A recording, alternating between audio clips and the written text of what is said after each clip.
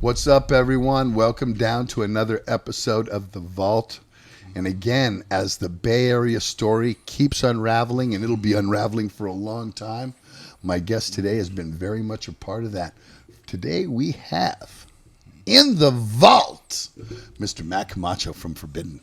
How are you? Hey, what's up, Zed? I'm getting a lot of comments on my show about when you're going to get Matt, when you're going to get Russ, when you're going to get... Wow. Oh, yeah, they want to talk to they want everybody to speak their mind here. And so that's why I remember I called you, I said, you can run, but you can't hide. So I appreciate that. definitely wanted you to come in. Your story is definitely very important to everyone out there who listens, to Bay Area thrash metal and has forever. These are the guys that I'm bringing in that are the pioneers of what it was, telling it their way and what it meant to them and how it all came down. So we're just going to, today's Matt Camacho Day in the, thank you for having me. In the, lots in the of vault. stories to tell, It's man. great. I'm telling you. It's going to be great. So there's no time on this. We play as long as we want. There's, this isn't done in an hour. If it takes that long, it takes that long. But, we're going for it, man. I'm good to have you here. Thank you. Thank you for getting me nice and smoking a nice That's right. bowl We with me smoke too weed on the before vault all the time. Big jar right there. I love that. Off Thank you so much. We smoke fucking weed. So Could just be ourselves. Spider didn't bother you on the way down, did he? Not at all, but I've been hearing about red rum over there. Yeah, That thing's right. crazy. Since we've been doing it, he's kind of been hasn't really attacked anybody, but there's rat bones and other spiders and other shit going on under him, so we just kind of leave him alone. So It's crazy. Anyway, It's like a good to have you dungeon in down here, man. So Thank basically, you. what we've been doing here is we've been getting everybody to tell it from their side, their eyes, and so I'm going to do like I do with everybody. Wow. Where did you start? Were your parents into hard music?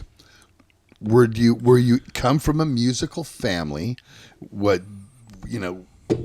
Did you like horror movies? I always ask everybody that. Was it because I know a lot of metalheads like myself, we love heavy metal and horror. It seems to go hand in hand. Were you one of those kids that watched creature features? Really not none of the above, really. Really? I came from a kind of a real conservative religious family. Really? Yeah, I went to Catholic schools and And where did you grow up at? in Hayward. You did grow up in Yeah. Hayward. Hayward is almost my whole life. Until I moved out.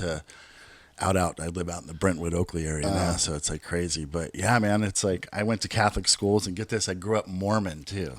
Really? So yeah. So I didn't Catholic have school rock being or metal Mormon? anything influence. Isn't that kind of a conflict? Yeah, of interest? The Mormons believe my something? parents wanted us to be in like good school systems, me and my brothers, and they thought the Catholic schools. All my cousins went to Catholic schools. My father was a real strict Catholic family, and then my parents converted to Mormonism when I was like about 5 or 6 years old, and I'm in church just all the time, and all through my teen era, like up. But then it kind of got a little trippy as something happened. I was a little too young to really know, but my parents kind of separated a bit, and they separated for about 5 or 6 years, right when I was becoming a teenager.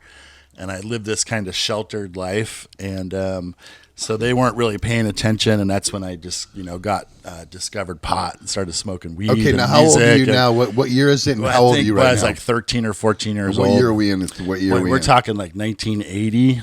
80. Yeah, Okay, so yeah, you're 13. yeah. You're 13 in 1980. Yeah, so somewhere around. You're right behind me. Yeah. So I'm 55 now, so you're right behind me. So. Exactly. So it was just weird. I didn't really kind of come up with a musical family or anything like that. What did you listen to as a kid, though? Was there any hard influences at all? Not through the really. I 70s? mean, it was like I was more KFRC, into like. you know what I mean, I it mean? was like the end of the disco era. I was like, remember fucking getting into like the Commodores and Earth, Wind and Fire, and then like just real elevator type rock music started coming about, and then like when my brother got into high school, I started listening to like just some like AC/DC and then discovering like Iron Maiden and Judas Priest and Dio was just Okay, like so the whole thing. how quick is you're talking 1980 now, and you're getting turned on to this. Yeah. By 1981, are you a metalhead now? Not really yet. I could kind of trace it back to like the Motley Crue era when I just kind of became obsessed with music and wanted to play. I loved the first Motley album, the whole mentality of it, and it's great. I mean, great. Even I loved Shout at the Devil, but to me, Too Fast for Love was just, set aside. It was weird, It's always like the group of friends influences people you hang out with. If you remember, there was this. So I'm probably like 13, 14 years old, and there's this I'm from Hayward. And do you remember like bands like Wizard and Air Raid? And, yes, my brother played in Air Raid. So, my brother was the bass player in Air Raid. I lived with the drummer, Manny DeLuz. Yeah. Oh, no way. Yes. Like those were like the things that I was like told. I remember Wizard, little short dude, right? Little singer. Yeah, I remember those bands. And I'm like this little kid that goes to like Weeks Park out in Hayward. Like, it was a little community center and these rock bands are playing. And I was like, oh my God, like Ruffians and stuff. Yeah, sure. Like I remember Ruffians and then like meeting Yaz, who was like playing in a band called Griffin and stuff. Yaz was in Griffin. Yeah. I went and seen Griffin. My friend was played along with him in Griffin. Right. And then but like I still wasn't like into like the British metal like stuff that a lot of my friends were getting influenced before like Metallica came out. So I was still like...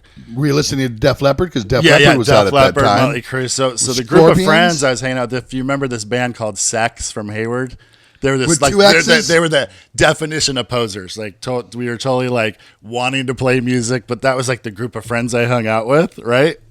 So they're kind of infamous in this area because there was like the people that were like the Griffin and people ruffians listening to heavy stuff, and then this group of my friends were wanting to wear spandex, do our hair up, wanted to hang out and stuff like. So that was like where I came up. Those were my friends when I first came out, but I was like, dude, I just wanted to hear something more heavy. Like I was really like when I first heard Accept and stuff. That was like the heaviest thing I ever heard. What was the first thing you heard from Accept?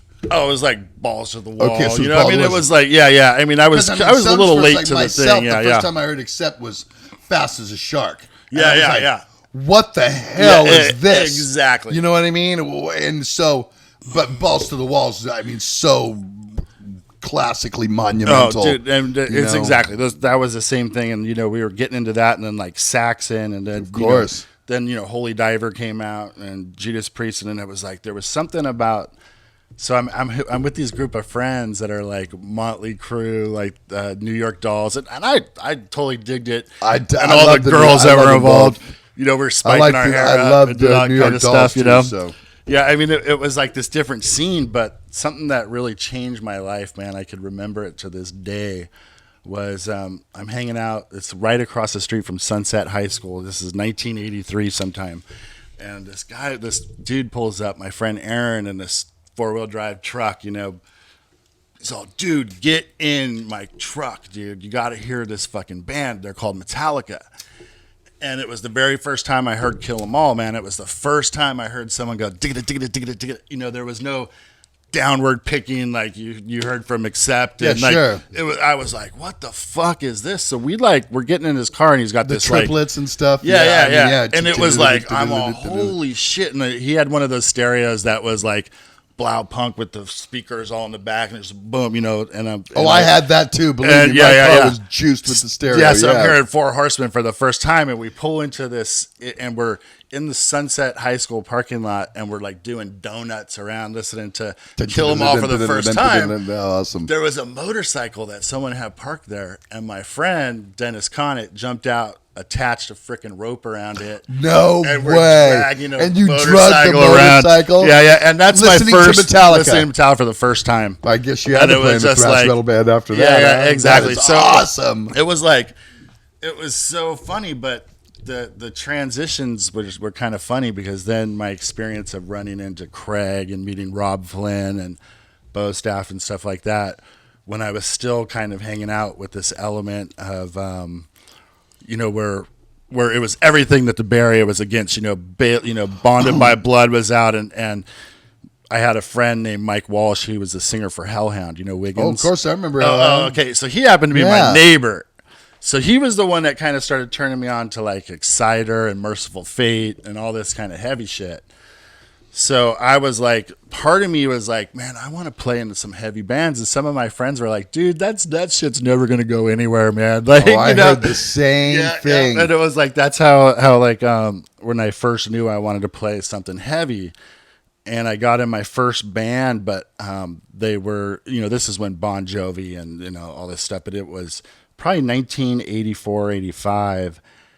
And this is a great story because how I got kicked out of this band because I wouldn't wear my spandex.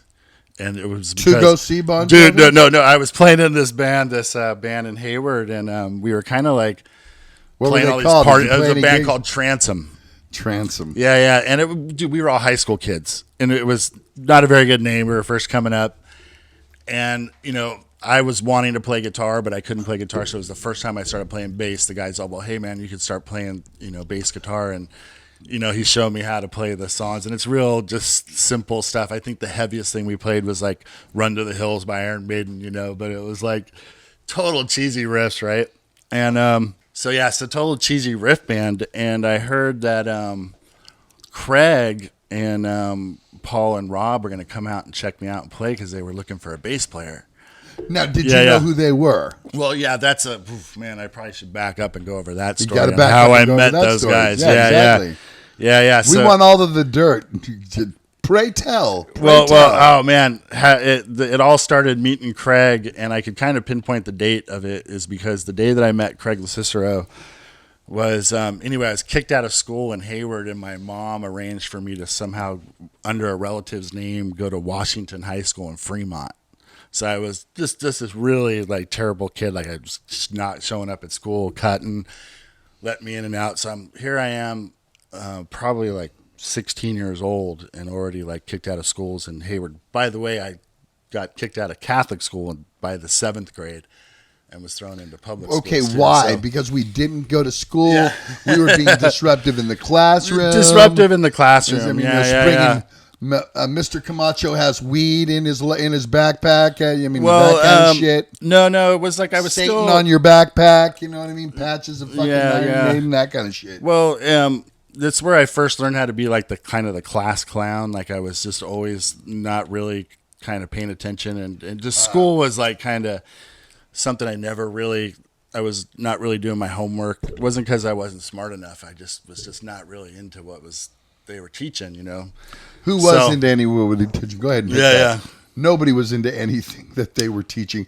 I didn't either. I was totally into rock and roll at the time. All I cared about was what horror movie was coming out and fucking what heavy metal album I could buy this week. Oh man. Yeah. It's amazing once you start getting obsessed with stuff like this, and that's what happened later. But really what happened in the Catholic school was, the nuns were, it started out earlier when we were religious, and I was disputing everything that the Catholics were saying, like, because I still actually believed that stuff religiously. And then later on, it was more of just being a class clown, like just trying to get attention and just disrupting. So the nun came in one day and like snapped on my mom, put her finger in her face, and that was it for my mother. She was all, grabbed me. I didn't really get kicked out, but she just pulled me out of there and then threw me into like a public school. Were these ruler slapping finger fucking nuns? It was like the end of that era, but no, I was paddled a few times. Where that was pulled, I was pulled in. Did it hurt? Dude, it was crazy. They had these paddles with drilled holes in them. Yeah. Look at the fuck, really? And it was like just if you went to Catholic school, you gave the nuns permission to like take out their discipline. So they could literally, I remember multiple times going in the principal's office, there's like a place where you stand on the tape and you bend over and they frickin' whack you. And you know what? Those nuns and shit, they're like already just, they're so pissed off in life. Well, yeah, they're cantankerous, exactly old people that have like dealt with shitty little kids before, and boy, it's just all fucking building up. It was like they took it out on fucking me, man. I was like, wow. I was like, okay, that's enough now. And it was like, I could swear they always put in a couple extra hits just to make themselves feel better, man. Well, how many hits was it usually? Oh, it was like probably 10? 4 or 5, 6 hits of a bit of a wooden paddle with holes in it. Yeah, enough to just make you freaking, it hurted like a motherfucker. So you were like, so anyway, that was just crazy. So that was like what I was dealing with there. But when I got into the public school, I was lost, man, because it was like public school was now cliques. There was, I grew up in South Hayward, so I had a lot of Mexican friends that were neighbors. So do I hang out with the lowriders? But then I was the white kid. Do I hang out with the stoners? The guys that are listening to Black Sabbath and AC/DC, or my friends that are my neighbors are listening to Motown and stuff like that, because that was kind of like, Sure. So there was the cliques. So in a nutshell though, but that was my where I felt at home as soon as I discovered music and started to grow my hair long and wanted to play in bands. I know, it was a few years before I got there, but in a nutshell, it was like the nerd who didn't have anybody fit in, got beat up a bunch of times. Well, I mean, I've heard that story from rock stars forever. Yeah. You know what I mean? Rudy Sarzo, Ozzy's old bass player, said the reason he started playing bass is because he was the nerdy, ugly kid, grew his hair out, and started playing in a band. Then he got girls. Yeah, exactly. I mean, so it was kind of like, it was like the process, I guess. Suddenly your friends are, come hang out with us. Here's some weed. Here's some smoke. Some listen to this music. And it was like. So that's when that group of friends. But anyway, in the public schools, I just never really fit in, and I just felt like I fit in more if I was making fun of people. Where I was like making people laugh, or cutting school, arguing with the teacher, running out, and then so I was failing at school miserably. So fast forward now all the way to high school, and I get sent to Washington High School, and man, I have like my fingernails painted black. This is like 1980. My hair's long. My hair's long. And you have real long hair, brother. Yeah. Straight fucking long ass hair. Exactly. And that with the hair comes power, man. Right. Oh, I know. Especially in the 80s, man. Dude, it was like, holy, it was like crazy, because my problem was I get into school or whatever, and then if like the girls like me, their boyfriends wanted to beat me up and stuff, so it was just like always had to deal with that. So there was like the part of not going to school was someone always wanted to kick my ass all the fucking time. And it was, someone walk up, pat, pat, pat, pat. Dude, do you ever my girlfriend looks at you again, you're fucked. And it was like, what the fuck, So it was like, anyway, I get thrown into Fremont school, and I'm like fingernails painted black with, black shirts, pentagrams. I had a vest on that had a Twisted Sister patch and it was Sister no, was no, heavy. It was don't kid no, yourself. No, but what I'm saying though, it was Twisted like, Sister. But this is already a couple years. Bonded by Blood has already been out. Merciful, so Sure. So there was a group of friends that I still had that were like, dude, that's Poser, because Bailoff made his mark in the Bay Area. Everybody was like, everybody knew. Yeah. So from that, none of us could go, even if we liked the Poser hair metal band, none of us could go. But I've talked about that before. So crossover, you couldn't touch that side. So anyway, I'm still trying to fit in somewhere, and I get to Fremont School, and I see this kid with long hair walking around with a Don't Break the Oath album, and it just came out that day. And he's all, dude, I walked across the street and bought it at Warehouse Records. There was Warehouse Records across the street. So I had Craig in art class. So that's how I first met him. And of course I was like, yeah, dude, I play guitar. And I was like, Craig had already set up in his garage in his mom's house and was, could play a lot of Maiden songs and Metallica songs riff for riff. And I was like, oh yeah, I can do that. Wink, wink, wink, just to hang out kind of thing, So, but then things didn't really work out. A brief experience. I got chased out of Fremont too, and then I was soon back to Hayward in continuation school. Okay. So my run-in was so brief with Craig. What year is it now? So this is Merciful Fate, Don't Break the Oath came out 83 or 84, right? So yeah, it's probably 84, 85, so somewhere around there. So I'm back in continuation in high school back in Hayward, and so I get in this band Transom. And it was kind of cool because I got the first taste of what it was like to be popular. We play our high school. We're playing the part we had. You're playing guitar. You're not. No, I'm actually playing bass. You're actually, I couldn't. I wanted to play guitar. That's how I started, but I wasn't. There was always someone better, so I got switched over to bass. But what was crazy was we actually, as a kid in high school, we're starting to play these parties. Remember the Kager parties, the backyard. these were things that we Exodus, lived on for as from what kids. Tom told you know? me, Exodus was a mainstay when Kirk was in the band. Yeah, and Gary, that's all the gigs they had were kegger parties. You know, the memories of high school, there was on A Street where the Price Club used to be, there was a house over there that was like a big barn, and we'd be able to have parties of like 200-300 people with no cops or anything like that. It's kind of an unincorporated area. Those here too in Dublin. So you know, you're living like you're getting your first taste of what it's like to play in a band where everyone's all, dude, you're hella badass. Yeah, you know, so it's like this is what I want to do, right? But then I heard the bug. So I had this friend, Mike Walsh, who was the singer for Hellhound, who was like all into the metal. You know, he would go to the record vault and do the tape tradings and all that kind of stuff. So that's where I was getting my taste of that. And then I heard about this there was another band. See, I thought my band was the shit, right? I was like, man, we're going to come up. So, you know, we're going to be, you know, a total naive kid, right? And then I heard this band called Forbidden Evil out in Fremont that has my friend Craig playing in it. And I hear like there's this house that gets destroyed, you know, or there's this, they were playing this, a hall down in Niles, and 30 cop cars show up and beer bottles go, you know, so it was like infamous. I'm all, oh man, those parties are better than our parties. Forbidden Evil was like, and then there was a couple people that I knew that knew Craig, right? So there was a friend of mine named Cheryl Lemke who, and this is another thing that changes your life, something that you see for the first time that just blows you away and you never forget the moment. But she said, hey, my friend Craig, oh yeah, Craig, he's all, do you want to, I talked to him and he said I could bring you to practice. So I'm all, oh yeah, cool. So I go to hang out and I get there, it's Bo Staff, Rob Flynn, this is the first time I meet him, right? And Craig, Rob Flynn's playing on like a PA speaker guitar thing. Bo Staff has like 2 tom-toms, you know, it was just like, it just Simple. seemed like from what I remember, right? Right. And was Russ there at this time? No, Russ was not there.